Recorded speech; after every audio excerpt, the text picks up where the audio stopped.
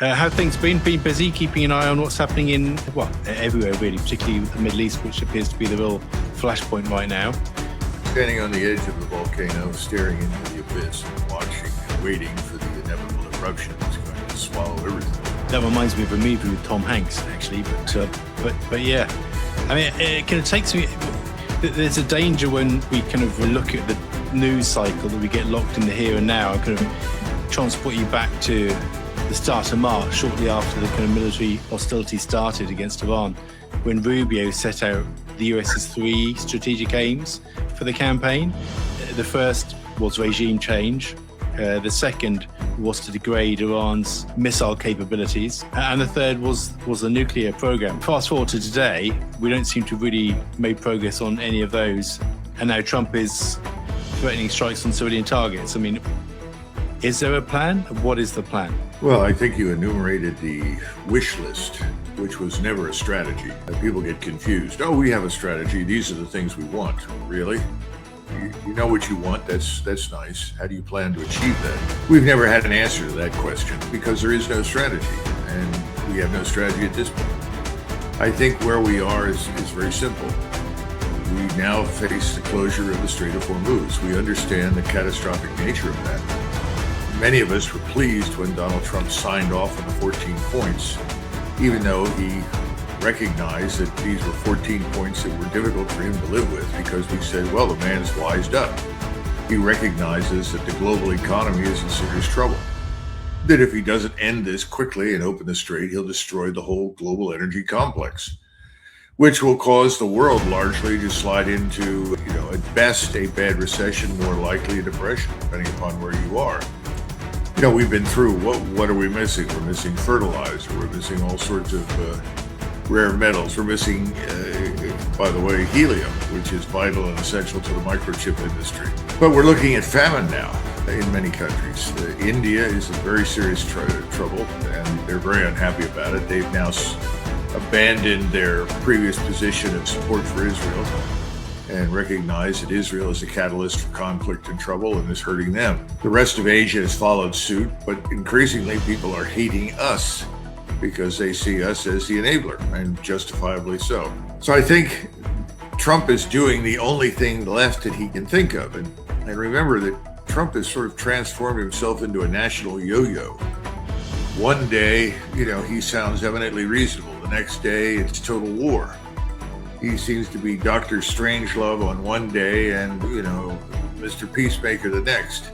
I don't think he knows what he's doing, and I don't think anybody around him does. I think the people around him are cashing in on the market. He and his billionaire friends are manipulating the market, artificially suppressing the price of petroleum and the products that are derivative.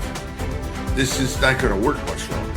We're now up to $85 a barrel. I think eventually this entire charade about petroleum and energy is going to be dropped, and the world's going to slide into a major crisis. And I think for a lot of people it will be depression. But what is he going to do? The only thing he knows how to do is to order the forces that we have to inflict more pain on Iran. And I think he's convinced himself that if he inflicts enough pain, miraculously, the Iranians will all come out of the cave with their hands over their heads, begging for mercy. Well, I don't see any evidence that will work. So where do you go from here? More of the same. Now, and I'm sure you've heard this, Ian, there's a lot of talk about ground forces. And I think that that's a manifestation of the desperation. And I think we should talk about that. Yeah, I mean, there won't be any ground forces from Europe. Europe's not been willing to introduce any ground forces into Ukraine, as you know, Doug. So, I mean, I suppose strategically that the question that then is, what would be the objective?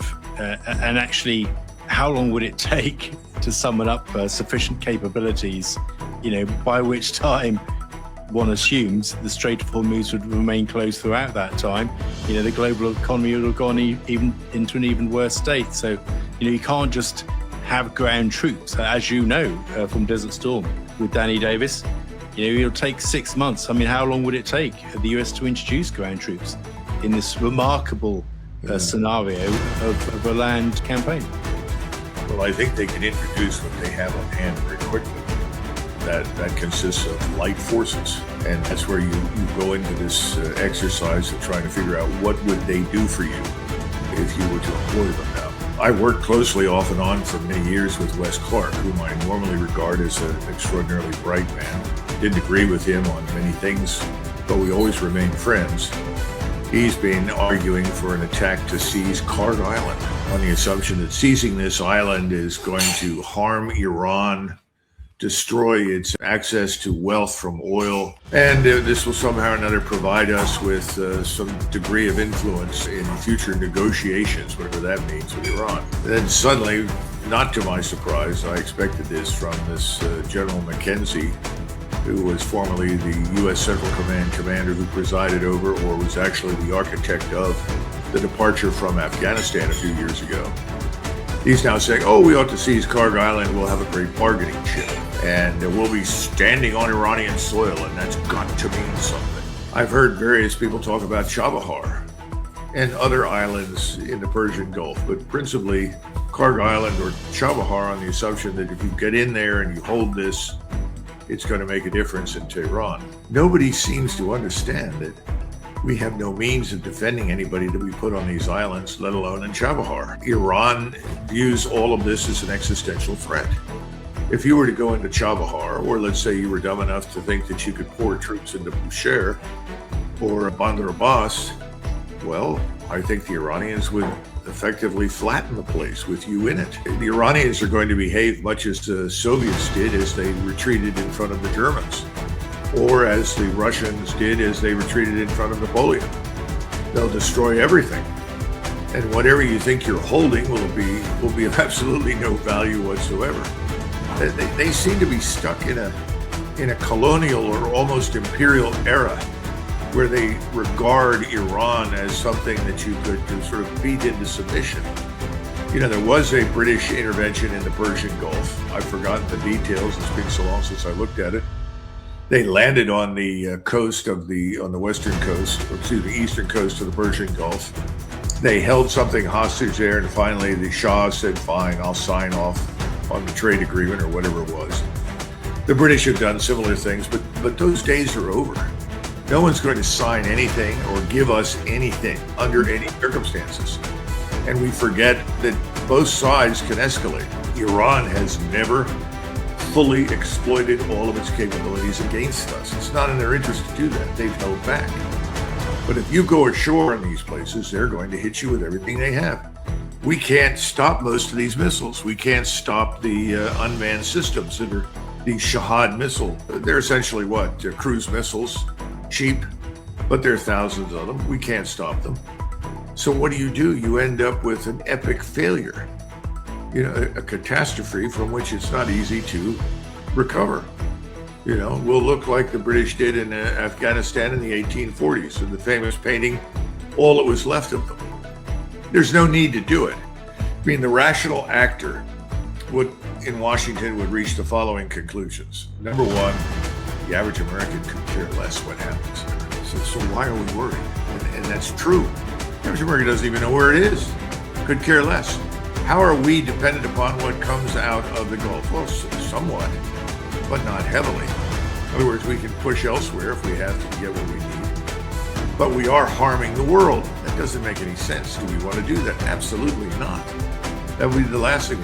It's very easy to stand up and say, we've looked at everything. We don't see that we can make any headway here. This is a humanitarian disaster now. So under the circumstances, we're disengaging. And we'll deal with this government in the future in other ways. We'll certainly sit down and talk with them, but it's clear that at this point, our military instrument is not the right answer. And come home and begin the process of figuring out what kind of military you're going to need for the future. Because what you've got is obviously not the answer, right? Yeah. So, these are the things that a rational actor would do. But we have this man, Netanyahu. We have the Jewish state. We have its billionaire representatives inside the United States. And they are absolutely determined to destroy Iran. And so Donald Trump's, progression, as you enumerated at the beginning, from regime change all the way up to utterly destroy Iran has now occurred. And he's even talking about going back to Pickaxe Mountain and bombarding it, where allegedly beneath it are nuclear capabilities that he formerly said he destroyed. And everybody knows that you're not going to make much headway there unless you use at least a 5 to 10 kiloton nuclear weapon. Why would we do that? And again goes, well, they're a threat to the United States. There's no evidence for that. How can you argue that Iran is a threat to the United States in any way, and then turn around and say, well, we should be through in 3 or 4 days, which is what they said at the beginning? That doesn't make any sense. It doesn't follow logic. So, Ian, I think we're in a very desperate position, and now we know that Mr. Netanyahu is flying back to the United States for Senator Graham's funeral, and he should. No one is a more loyal servant of Greater Israel than Lindsey Graham. And every time that Mr. Netanyahu visits, we end up going into war again. We end up with another round of senseless destruction. So I think that's where we're headed. Now, will this be the last round? I have no idea.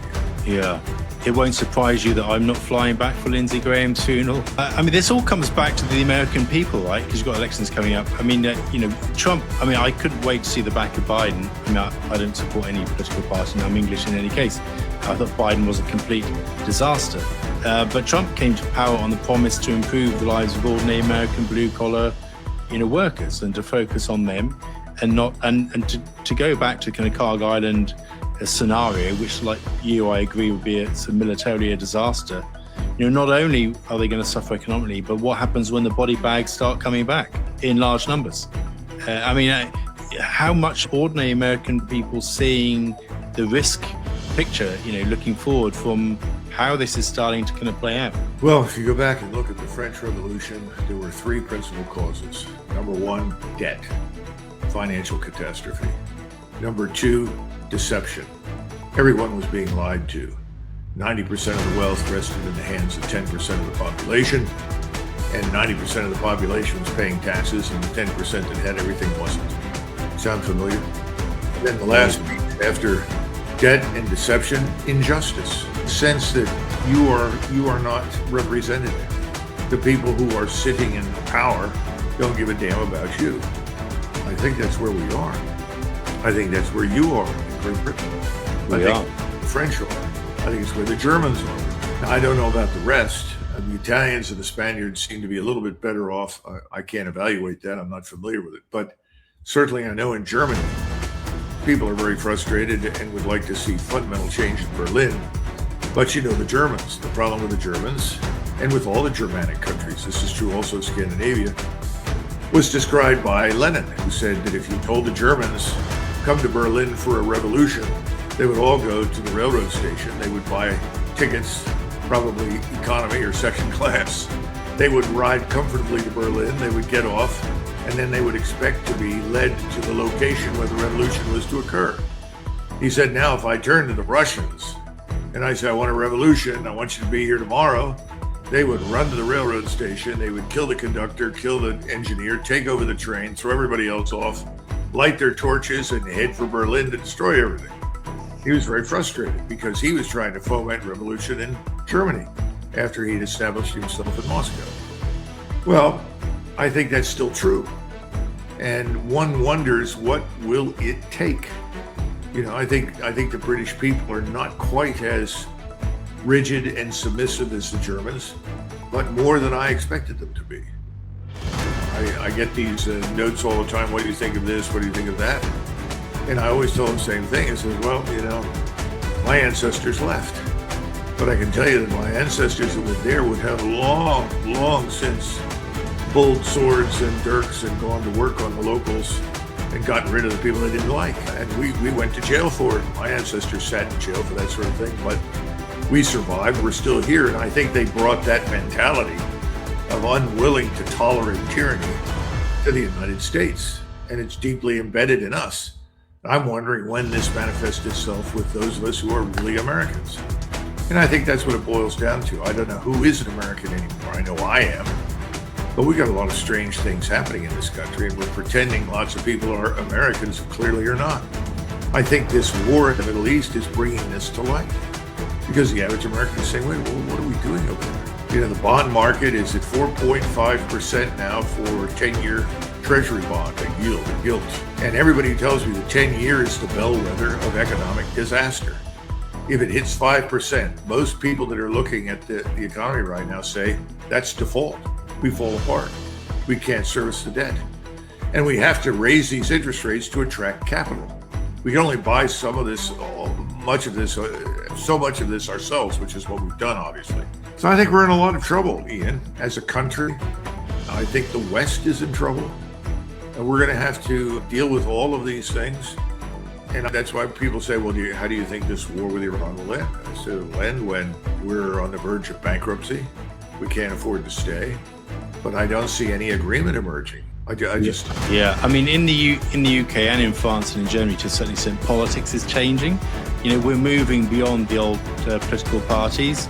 You've got the emergence of the Reform Party. You've got the kind of National Rally is kind of surging in France. You've got AFD now. Who knows where that will kind of lead? But the point is that the traditional parties are falling out of favour. Where I suppose the difference, if there is one with the US, is that you have a rigid party political setup with two parties that basically have the same policy towards Israel and Iran. And there is no choice or any obvious evolution in the politics in the US, like we're slowly, very slowly starting to see here. And a new voice is coming through in the US politically saying, well, actually, can we break this cycle of over-attachment to the Israel, lobby? Because, I'm thousands of miles away, of course, but from this distance, I can't see it. At this point, I think it's not going to happen, but it will happen.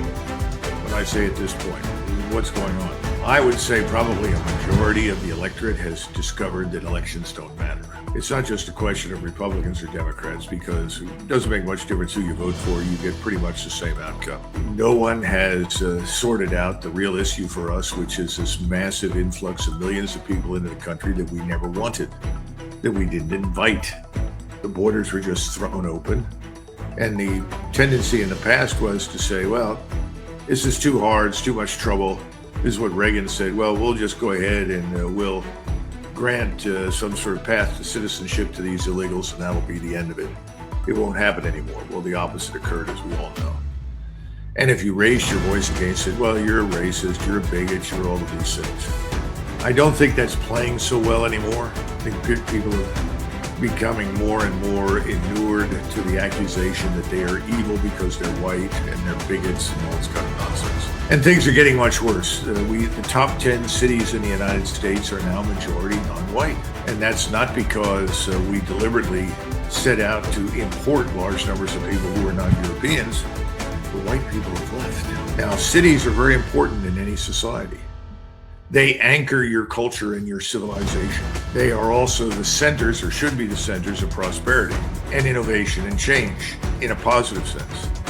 That's all being swept away now. So you have a divide emerging in the United States that is racial, cultural, financial, economic. All of these things are converging into, I think, the perfect storm. I think the perfect storm here will overwhelm whatever's happening overseas. Because the simple truth is, if you left the Persian Gulf tomorrow morning and simply said, fine, we're out, we're no longer going to pursue this matter for the reasons that I outlined, and came home, you would have very little effect in the United States. The average voter would say, well, it's about time. Let's get down and face these other issues. The problem is, when you begin to face the issues that we're discussing, it's ugly. People really don't want to go there, but they're going to have to. I sent you something that was sent to me this morning from this young lady in New York City. I was going to ask you about that, yeah. The radicalization piece, yeah. I mean, you might show that to your audience, and then we can talk about it, because it's something I didn't expect, which tells you that I'm probably not as in touch with reality as I should be. Yeah, I mean, the videos, I'll attach it to the kind of recording. The videos of a young American Muslim woman talking about jihad. Well, I'm assuming she has American citizenship. You see, increasingly, we in the United States, we just went through this business about birthright citizenship, and the Supreme Court struck down any attempt to stop, to forestall that. But increasingly, Americans are saying, wait a minute, you have American citizenship, fine, but you're not an American. And people are fundamentally making this point. This woman illustrates it, in my judgment. Why would you come into a country that you say you want to be part of, you want to live in it, and then tell everybody it needs to radically change to conform to me, to my preferences, the way I think things ought to be? And frankly, I don't give a damn about this thing that you call English-speaking society or Anglo-Saxon culture, laws, and civilization. Doesn't mean anything to me. I'm no part of that. Therefore, that must go away and be replaced by whatever I say is now America. That's happened in New York City. It's obvious. Yeah, I mean, I think this rise of individualism, where people no longer feel they have a responsibility to the society at large, is partly to do with that. I think you can see that woke culture is kind of related to that. People want to express themselves. They don't want to feel they have any responsibility to the people around them and to the wider community, or indeed to work. Hence the welfare sort of culture. I kind of blame that sort of excessive. I mean, you need individualism in a capitalist society up to a point, right? But that kind of erosion of personal responsibility to the community, I think, that's what I see. I mean, I don't know what your sense is. We've been down that road before about the dangers of dependency on the state. That's worth exploring. I don't think that's part of the problem. I think we have over 50 million people inside the United States who were not born here. That's the largest percentage of the population that was not born in this country that we've ever had. And when people go back through immigration, they don't understand how different things were. Between 1815 and 1924, we had a total of 32 million people come to the United States. They came from Europe, all over Europe.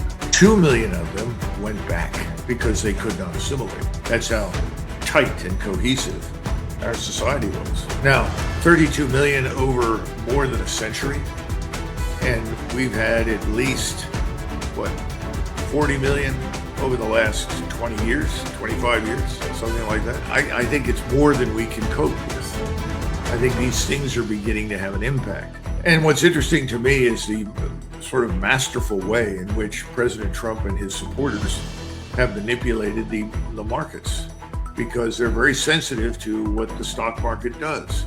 They'll do almost anything to keep it afloat, and they know that they're on very thin ice. They watch the bond market too. But I think they're running out of rope.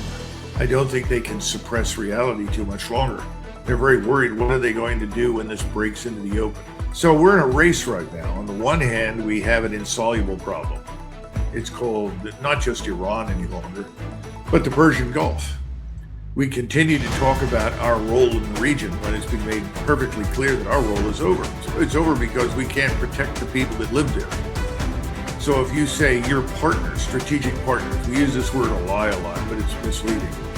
If you look at Bahrain or Qatar or UAE or Saudi Arabia, these people have been strategic partners for a very long time. We don't need to go back over why. We inherited much of this from you, as you know. But the point is, we can't protect them. And that's the lesson of the war.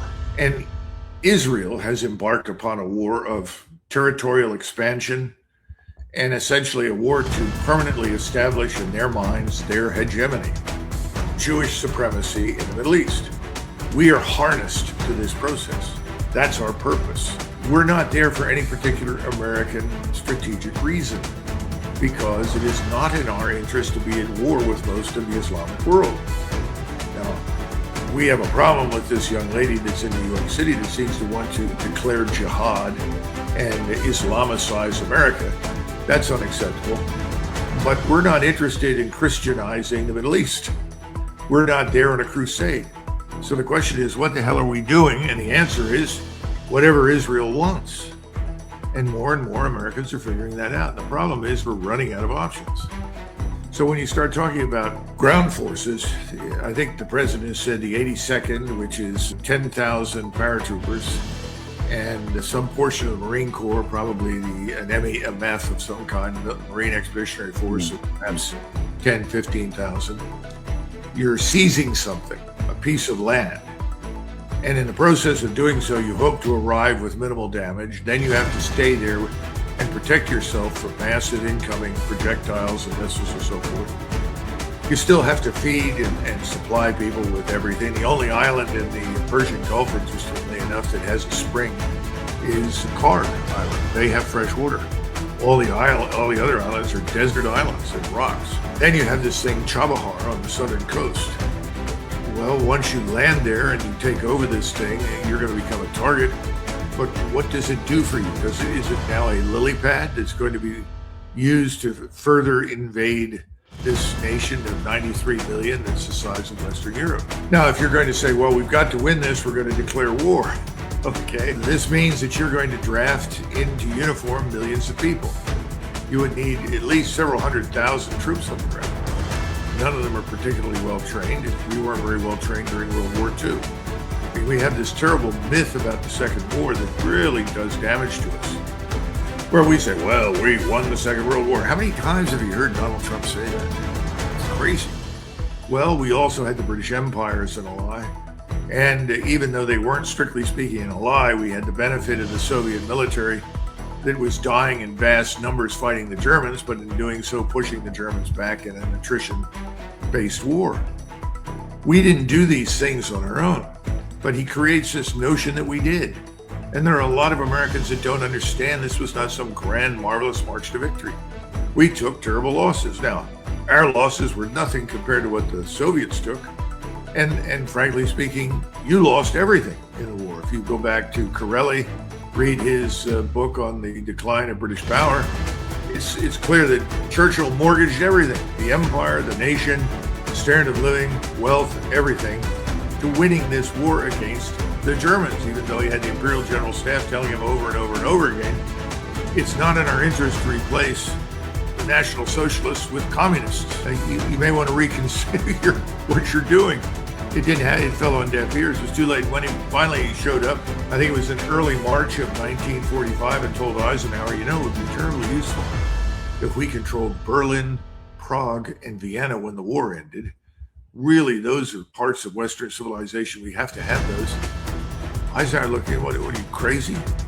We had just lost, a couple of 100,000 casualties fighting our way through Belgium and Luxembourg. How do you want us to do this? Are we going to then take on the Soviets? And we glorify Patton for many reasons, some good, some bad. But we don't know that when he spoke to all the troops at the end of World War II and said, gosh, I really wish I could go with you because you're going to go to the Pacific and have the opportunity to kill Japanese. He was booed off the stage. He had divisions rebel. They refused to go. People don't get it. They don't understand it. They didn't live through it. Most of their families were never in it. Everybody had it. When we dropped the atom bomb, whether or not we should have, that's another discussion, but my father was in Okinawa. And he said people cheered everywhere. Let's go home. Nobody wanted to keep fighting. Everybody had it. Now, we're not a Soviet-style totalitarian state. We're not even a Nazi authoritarian state, contrary to what the left likes everybody to believe. We're a relatively free country. We're a republic. We don't do these things very well. We have been fighting these imperial wars on the cheap, following the British model. We finally bitten off something we can't easily subdue, but no one wants to admit that. And young Americans are not exactly going to be willing to kind of line up to fight in the unlikely event that you went for full conscription, right? Much like we're seeing in Ukraine with the Bussification. Young people just don't want to fight. I think most of these Americans, if you told them we're guarding the Mexican border and we're going to defend the United States against drug cartels, and we're going to stop the movement of millions of people into our country that we didn't invite, who are not people we want, I think they would support them without hesitation. In fact, I've asked people those questions whenever I travel and I speak to audiences. Everybody is 100% for defending the United States, but they don't see any evidence that we're defending the United States. And they're right. We're not. Yeah, well, what's absolutely clear to me is that Trump almost psychologically has no way out of this, just because of the nature of his personality and the fact that he's making a lot of money from it as well, as are his friends. He's just so narcissistic, it seems to me, that he needs approval at every step. And, well, I said right at the start of the conflict back in February that, if Trump finishes it quickly, he looks weak, and if he goes on longer, he looks incompetent. And between those 2 points, there are no good options, for him. So there's no way, it seems to me, that Trump can come out of this and spin it as any sort of success. And that's why he can't stop. I mean, exactly the same psychological kind of trap that European leaders have got into with the war in Ukraine, because they know that when it stops, they will have failed and be seen to have failed. And I fear that that's where Trump is now, quite frankly. Well, look, I think the difference is this. Trump can back out of this for the reasons I've already outlined. Now, is this going to hurt us with people overseas? In many cases, yes. In many cases, no. I think a lot of people in various parts of the world, depending upon how he frames this when he speaks publicly, would welcome our disengagement. And if he presents it as a disengagement, for the reasons that we've outlined, at home, I think he would be supported. The last polls I've seen have been between 67 and 75% are opposed to the war in the Persian Gulf. When Eisenhower extracted us from Korea, the polling at that point was something like 55% opposed, 25% for, and the rest undecided. And he simply said, no, we're not going to do this. And he went to Korea and he received a briefing from General Mark Clark. And I'm sure you know who he was. He commanded in Italy. He has a mixed record with the American people and in military history, but be that as it may, he was in command and he did his homework and he said, we will have to put 800,000 men on the ground in Korea if we are to drive the Chinese out. And ultimately, it would make no sense to drive them out unless we march all the way to Beijing. All right, and Eisenhower looked and he walked out of that and he turned to his military assistant, who is a General Goodpaster, and he said, this is outrageous. The American people won't support this. They have no interest in this. He said, we've got to end this. But Mark Clark was very bitter, but Eisenhower was right. What are we doing here? We don't need to be here. This is not life or death for us. And so what do? We restored the status quo ante, and it's held. And the big challenge right now is, in my judgment, is to get out of the place without starting another war. And I think that will happen, because one of the lessons that's being learned by many, many people around the world is that we no longer have the power or the capability to protect them the way we did in the past. And so once he leaves the Middle East, which is what's going to happen, we are going to leave. I think people in Northeast Asia are going to say, well, then why are these Americans here? They can't really protect us anyway. And that's true. And oh, by the way, there was a time when Donald Trump thought they should protect themselves. And he was right. And we keep sort of insisting that every single potential opponent or competitor is some manifestation of Hitler or Stalin. The supposition that, well, China desperately wants in there. No, China doesn't want to go into any of these places. China wants to make money. China is interested in bankrolling itself. It's interested in preserving itself. I mean, they've been through plenty of wars. They're not interested in war. The Chinese would welcome our departure because, to be frank with you, if they have to make a choice between Crazy Kim in the north and the people in the Republic, guess who wins? The people in the Republic. And at that point, the Russians, who are really the only backers for President Kim, and the Chinese are reluctantly there, he's going to be told, look, thanks for all your interest, but we don't want a war on the peninsula. Japanese don't want a war on the peninsula. So the idea if we leave, then the whole world collapses is just not true. And the world, particularly in Northeast Asia, is far more rational than we think, more rational than we are. That brings us back to the Middle East. What happens? Well, I'm sure you're going to see the Turks and the Iranians emerge as the preeminent powers.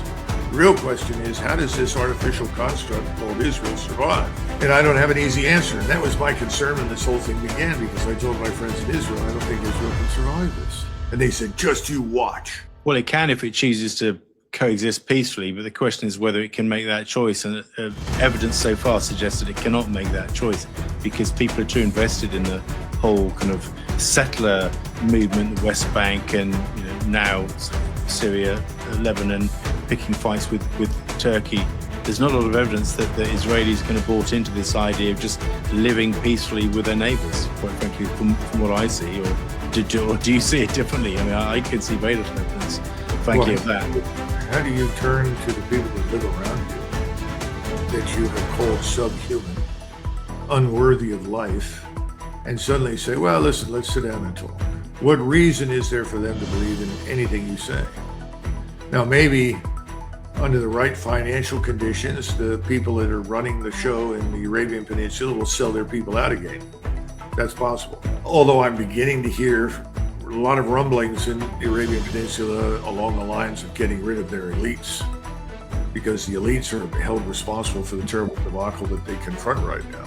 But when it comes to Turkey and to Persia, no, that's an entirely different set of circumstances.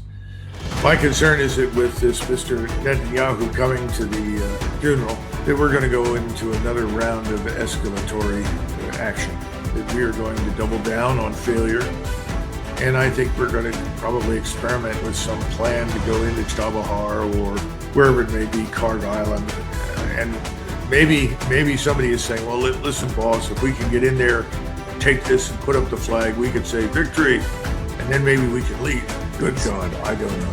Sort of Iwo Jima moment, but more catastrophic. All very kind of troubling. And it seems to me that the world is kind of radicalizing against US, particularly in the developing world, right now. And this is only going to be a benefit for China as it kind of develops its diplomatic relationships with the developing world. I mean, for what it's worth, I see some sort of normalization across the Islamic world, both to the east and the west of the Persian Gulf, as the ultimate corollary of this, where the Islamic world comes together in a more unified way on the back of an era in which kind of American and British and Israeli interference has actually almost insisted on division between, the Persians on the one side of the Gulf and the Arabians on the other side of the Gulf. I mean, that's how I see this kind of evolving.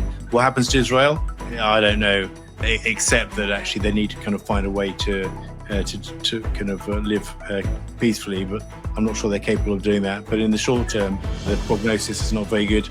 Well, I suspect the Chinese will enable the kind of thing that you're describing, because BRICS is increasingly growing in strength. More countries are joining it.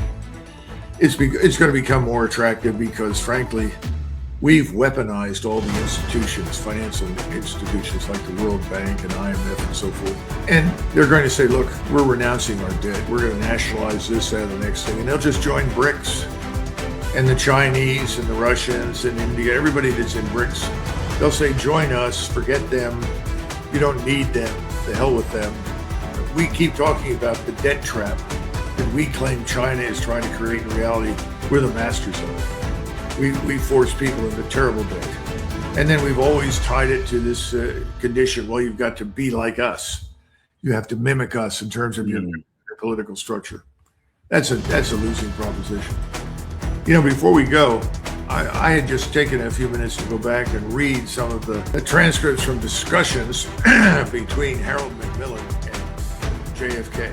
And I was interested in the Cuban Missile Crisis because at that point JFK leaned very heavily on Harold Macmillan for advice. And I thought Macmillan's advice was excellent. And Macmillan subsequently also told him when he approached him, he said, well, we'd like you, if in the future, to join us in what we think will be a war in Vietnam against communism. And he said, not on your life. We're not going to do that. And of course, he pointed out, you just chased us out of several places.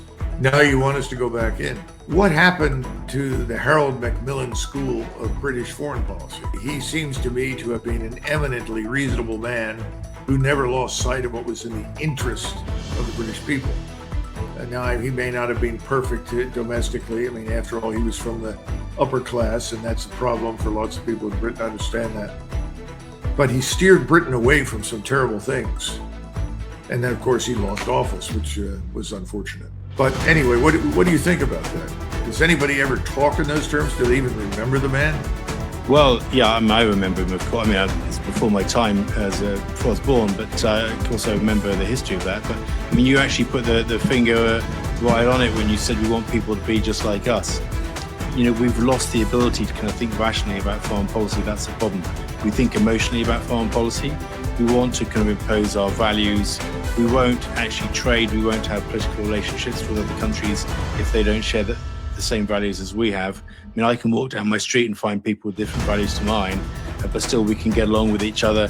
That's entirely fine. We've lost, as you say, sight of what our core strategic interests. And I say all the time that actually every country has three core strategic interest, to keep their border safe, to keep their people safe, and to provide for prosperity for the nation. And that nothing else, we want people to kind of have our values is utterly irrelevant. And yet we've become a hostage to this kind of values-based normative foreign policy, which is selling us out and leading us down rabbit holes like the war in Ukraine. We don't like Russia. Is it liking Russia or not liking Russia is irrelevant. How can we actually, have a relationship where our security, our prosperity, is, and our people are safe? And, you take energy security, for example. A rational foreign policy would say, well, it makes sense for us to have cheap energy from Russia just because that helps us. But people can no longer think in those terms because Putin's a demon. He may well be a demon, he may not be a demon, but that's irrelevant to the consideration of a rational kind of foreign policy. And until we can get back to that, and I completely subscribe to that school of foreign policy, very few people in the UK do these days, and I worry that kind of not that many in the United States do either. We will be doomed to kind of Kool-Aid drinking, true believing leaders who just want to change the world in their kind of diminished image. I'm afraid that is my assessment. No, I think you're probably right. Well, the difference, of course, is that most Americans on any given day are not really interested in what's happening overseas. They just aren't. And that means the field is left to the people who have agendas. And those agendas are antithetical to the interests of the American people. Exactly right. And it's exactly right. And we layer them onto our foreign policies as if other countries would find them remotely relevant or interesting. And of course they don't. And of course, in many cases, the countries find them antithetical to their way of life as well, which only causes, greater friction. So, completely right. Most people just don't care. As you say, they just don't care. They want their kids to be safe. They want to have food on the table. They want a good job. They want to kind of feel they have a purpose in life within their country. And actually, go on holidays, meet people from other countries, that's fine too, get along well with them, not have wars, and that sort of thing. Most people just don't care about these foreign wars, and that's why we should kind of, get rid of people who insist on taking us down these ridiculous kind of foreign policy traps that we seem to find ourselves in, repeatedly through history since the end of the Second World War. But, that's a rather dark way to end it. Well, for whatever it's worth, I might just give my Substack a quick plug for you. Please do. If you go on to it's called Macgregor Warrior Diplomacy, and a new piece is going to show up by Friday. It's called Trump's War to the Last Missile, where I go into some detail about what we were discussing, the futility of this employing ground forces, the futility of renewing bombing and so forth, but also point to something that very few people are aware of, and that is that we're not really at war, and we cannot ramp up our industrial base to produce enough missiles and unmanned systems within the requisite time desired and in the quantities needed to defeat Iran. We just can't do it. And people say, well, this is outrageous. We should be able to defeat Iran. But wait a minute. You only maintain military power as a hedge, really. Strategic hedge against the possibility that you may be compelled to fight. I mean, that used to be the theory. Well, if we have to fight, well, we'll have enough that we can protect ourselves while we then swing into action, mobilize the country, and so forth. And I go into some detail on that I think may be of interest to your readers, and then, go through some of the more serious mistakes that we made since Trump took office. Mistake number one, I think, was not getting involved to bring this war in Ukraine to an end. Telling the European allies this needs to end, for it's in no one's interest. And then cutting off the Ukrainians and saying, look, either you sit down and accept a framework for discussion, or we're out, because we're not going to bankroll your war in perpetuity. That's mistake number one. He could have done that. And there was still a lot of goodwill in Moscow towards us. That's almost all gone now. I think they figured out, he's the yo-yo. Don't believe anything he says. It's a waste of time. And I think the second thing was, of course, deciding to go to war under pressure from the Jewish lobby without really understanding what you were walking into, with catastrophic outcomes. And then finally, the other point is this tariff war in China, which we can't win and did not win. We lost it. It harmed us. And we could have found better ways to go forward. If you take those three things and you look at what we want to do now in the hopes that we can rectify the mess in the Gulf, you can't do it. You need to walk away from it. you need to change direction. But, Ian, as you know, making profound change is a difficult thing in any structure, but for a republic, especially when people have made outrageous statements from which they cannot retreat, becomes almost impossible. Well, that's why we need more diplomats, because diplomats avoid making outrageous statements they can't withdraw from. And we need more people who speak in measured terms. Frankly, as statespeople, our leaders, and there's everybody's playing to the media gallery. They're not, one of the core problems we have with diplomacy, although I think we've largely abandoned diplomacy, is our fixation on talking to the lobby, not talking to the people we most need to talk to, and that's our adversaries. This belief that we could just not talk to Putin and that will be okay, because he's not nice, he says hurty things, will prove with history to be a catastrophic mistake, because we're losing and will be seen to have lost. And diplomacy is not about liking people; it's about getting coexisting and finding a way not to kill each other, basically. And we've kind of catastrophically lost sight of that, I'm afraid to say. But here's to more moderation. Well, tell everybody else I missed them. I thought I might see Jeremy here today. Steve and Polly. Yeah, we just had a message yesterday. We're just chatting. We should get another kind of four-way going again. That's a lot of fun, actually, when we did that. But we talk every day. We have a little WhatsApp discussion group, the three of us. So I'll pass on your good regards. And thank you very much for thinking of them. And thank you for joining today. I really appreciate your time. Incredibly busy you are. I like Water the Last Missile. I may even use it as the heading in my video, and actually put a link to your Substack in the description box as well, so that people can read that. And I shall read that immediately after we finish this call. So thanks again, Doug. I really appreciate your time today. Okay, thank you, Ian.